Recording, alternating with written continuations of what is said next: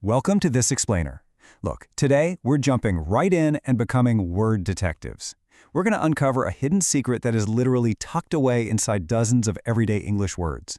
If you've ever stared at a massive, intimidating vocabulary word and just felt completely stuck, well, you're absolutely in the right place. We're going to kick things off with a little puzzle, and by the end of our time together, you're going to walk away with a real linguistic master key. Okay, so let's dive into this puzzle. Think about these four words: malfunction, malicious, malnutrition, and malpractice. At first glance, right, these seem completely unrelated. I mean, one's about a broken machine, another's about a person with some pretty bad intentions, the third is all about a lack of healthy food, and the last one? That's about professional mistakes like in medicine or law. Totally different fields. But they all share a tiny, incredibly powerful secret right at the very beginning of the word. Now let's level this up a bit and see how it builds. What about advanced words like malevolent, malediction, malfeasance, malignant, and malaise?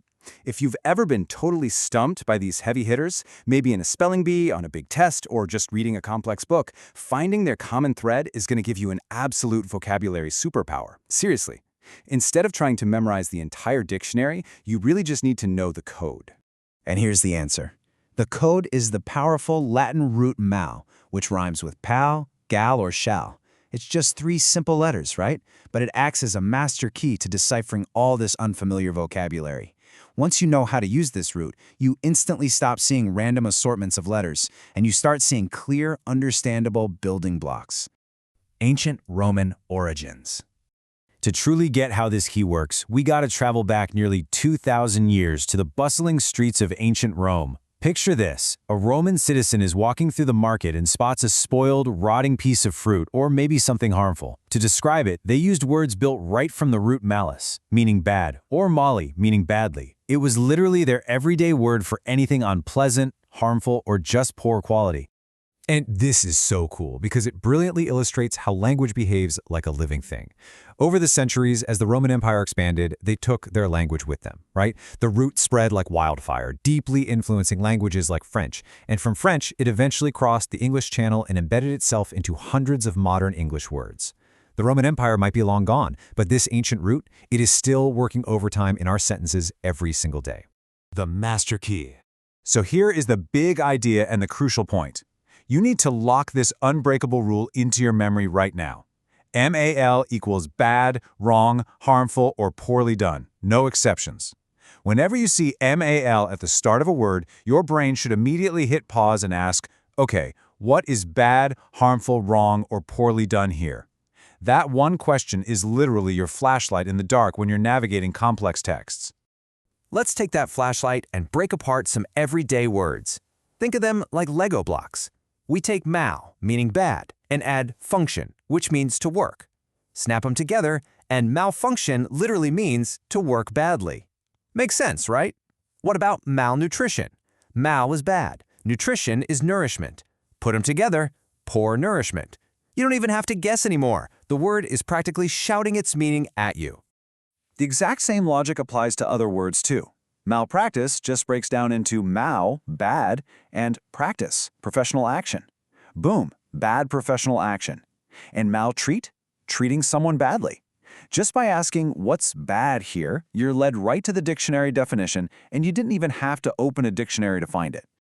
Opposites. Mal versus bene. Now let's explore a favorite strategy that all the great spellers use. They don't just learn roots in isolation. No, they learn root opposites. Because if mal means bad, its direct opposite in Latin is bne, which means good. Knowing this opposing pair is an absolute game changer. It lets you see how swapping out just a few letters can flip the meaning of a word a total 180 degrees. Let's see this in action. Take the word malevolent. We know mal is bad, and volent comes from the Latin for wishing. So, malevolent means wishing harm or bad things upon someone. But if we swap the root out for bene, we get benevolent.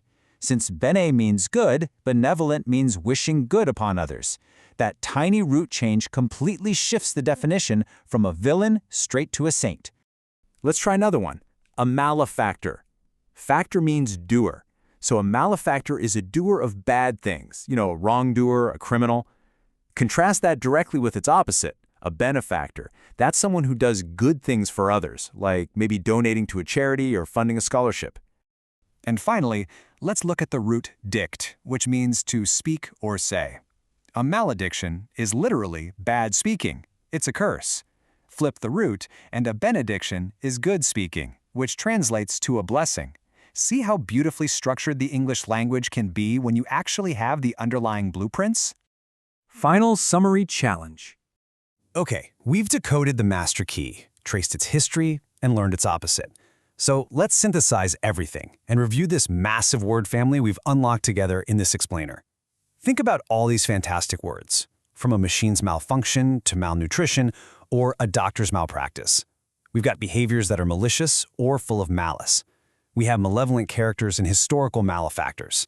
Every single one of these seemingly distinct words is anchored by that exact same fundamental idea of badness, wrongness, or harm. And honestly, the list just keeps going. We have a malignant condition, something malodorous, which, by the way, just means bad smelling.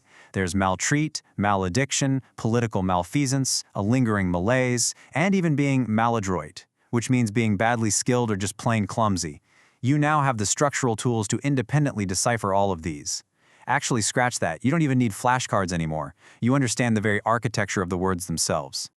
So please, remember our core message today. If you take away just one single thing from this explainer, let it be this. MAL equals bad, wrong, harmful, or poorly done. It is, for sure, your ultimate shortcut to better reading comprehension. Now, I want to leave you with a quick challenge. I challenge you to be a word detective in your daily life. Keep those eyes peeled. Try to spot these MAL words in the books you read, newspaper headlines, random articles, or even just eavesdropping on everyday conversations. When you spot one, apply the master key.